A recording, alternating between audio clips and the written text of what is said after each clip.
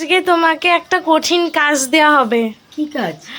আজকে তুমি রাধা বল্লভী বানাবে, আর এমন ভাবে বানাবে যেটা খেয়ে আরো দুটো খেতে ইচ্ছা করবে। ঠিক আছে, সে তো বানাবো, আজকে ঠিক করেছিলাম। চলো তোমাদের দেখাই। ডাল ভিজিয়ে রেখেছি কালকে রাত্রিরে, আর তার সঙ্গে কি কি ব্যবস্থা উপকরণ নিয়েছি চলো তোমাদের দেখাতে থাকি। এই যে ডাল আমাদের বাটা কমপ্লিট। একটু আমি একটু খসখসে রেখেছি, বুঝেছেন? আপনারা চাইলে একটু আরও নরম করতে পারেন। একটু খসখসে দাঁতে পড়লে কি খেতে ভালো লাগবে। এইবার দেখুন, 4টে কাঁচা লঙ্কা নিয়েছি। একটু কাঁচা লঙ্কাটা কিন্তু কিছু ঝাল, সেই বুঝে আপনারা দেবেন। 4টে কাঁচা লঙ্কা দিয়েছি, আর 2 ইঞ্চির ওপর একটু আদা নিয়েছি। আদাটা একটু বেশি নিয়েছি, টেস্ট হবে বেশি। আচ্ছা, আদাটা নিয়েছি। এটা একটা পেস্ট বানানো। এবার এটা একটা পেস্ট বানিয়ে নিচ্ছে, আপনারা দেখুন। এবার আমরা একটা শুকনো খোলায় নেড়ে একটা মশলা তৈরি করব। এই 2 চামচে মৌরি নিলাম, মৌরির গন্ধটা খুব সুন্দর বেরোয়। আর তার সঙ্গে 1 চামচে গোটা জিরে নিলাম, সাদা জিরে। এই যে সাদা জিরে নিলাম। আর এইটাকে একটুখানি শুকনো খোলা একটু নেড়ে নিতে হবে, বেশিক্ষণ না, মশলার গন্ধ আসা অবধি। হ্যাঁ, দিয়ে এটাকে একটু গুঁড়ো করে নেব।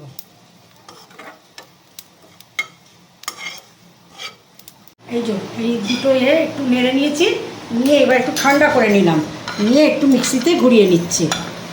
একটা গুঁড়ো করে নেব। 1 কেজি মতন ময়দা নিয়ে নিয়েছি। আচ্ছা, এতে আমি 2 চামচের মতন চিনি নিচ্ছি।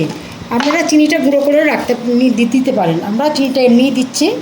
আচ্ছা, আর একটু দিয়ে দিই। মিষ্টি মিষ্টি, এটা একটু মিষ্টি মিষ্টি হলে খেতে ভালো লাগে। আচ্ছা, 2 চামচে দিয়ে দিলাম।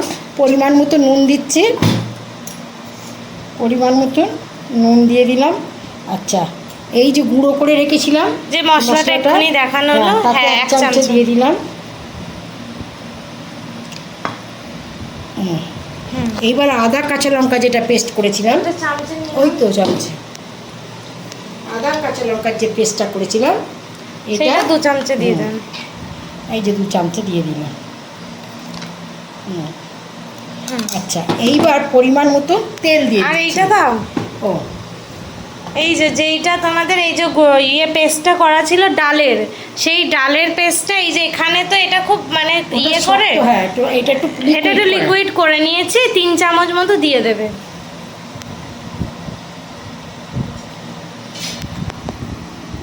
এতে টেস্ট খুব বেড়ে যায়, খুব টেস্ট বেড়ে যাবে। আর এটাতে আচ্ছা, এবার একটু পরিমাণ মতন আপনারা তেল দিয়ে দেবেন, এটা নিজেদের সুবিধে মতো।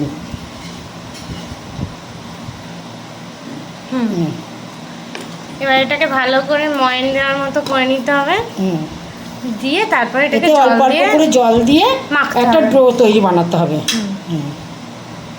আমার ময়দাটা মাখা হয়ে গেছে, 15 মিনিট মতো চাপা দিয়ে রেখেছিলাম, আর এই সাইজের লেচি করেছি। আগে এবার মশলাটা করাবো, মানে ডালটা একটুখানি নেড়ে নেব, দিয়ে তোমাদের দেখাচ্ছি। হ্যাঁ, এই কড়াটা গরম হয়ে গেছে। এবার এই কড়াইতে একটু সাদা তেল দিচ্ছি, সাদা তেল দিয়ে নিলাম।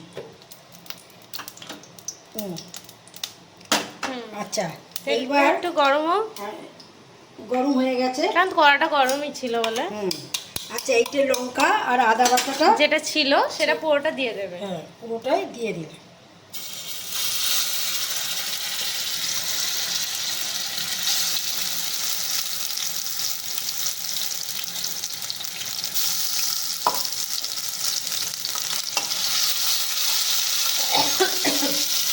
ডালটা নাড়ানো হয়ে গেছে, সব অ্যাড করা হয়ে গেছে, দিচ্ছি এবার, মানে মাখা হয়ে গেছে। এইবার একটু মিষ্টি দিচ্ছি, এটা একটু মিষ্টি দিলে না খেতে ভালো লাগে, যেহেতু এটা ডালপুরি না রাধা বল্লভী, এইটা একটু মিষ্টি দিয়ে দিলাম। আচ্ছা, এইবার একটু নুন দিচ্ছি, একটু নুন দিয়ে দিলাম। আচ্ছা, যে ভাজা মশলাটা করে রেখেছিলাম, সেই ভাজা মশলাটাও 1 চামচে দিয়ে দিচ্ছি।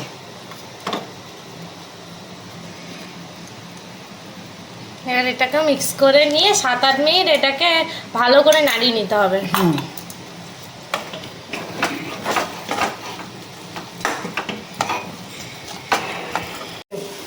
আমাদের পুরটা তৈরি হয়ে গেছে একদম। এবার একটু ঠান্ডা করতে দেবো, দিয়ে তারপরে পুরগুলো লেচিতে ভরে দেখাবো। ঠিক, এগুলো সব পুর ভরা হচ্ছে। এই যে হয়েছে, আমার মেয়ে দিদিমণি আর আমি দুজনে মিলে পুর ভরছি। এইবার লুচি যখন ভাজা হবে, লুচি নয় রাধা বল্লভী। বল্লভী, তখন তোমাদের দেখাচ্ছি। ঠিক ঠিক আছে। আছে।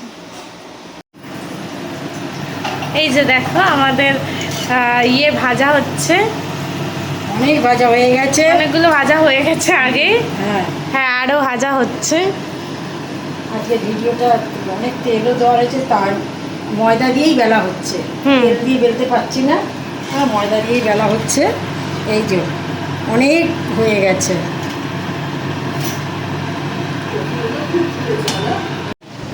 তোমাদের যদি রাধাবল্লভী মানে রাধাবল্লভীটা পছন্দ হয়ে থাকে, তাহলে একটা লাইক করে দিও, একটা সাবস্ক্রাইব করে দিও। ঠিক আছে, একটা একটু ছিঁড়ে দেখো। আর রাধাবল্লভী রেসিপিটা তোলা রইলো, তোমাদের যদি লাগে তাহলে আমার চ্যানেলে এই দেখ কি গরম, মাঝখান থেকে ছেড়ো যাতে পুরটা গরম। দেখা যায়, তো নিচেগুলো ছেড়ো না। এটা পুরোটাই পুরতো, পুরোটাই পুর। ঠিক আছে, চলো।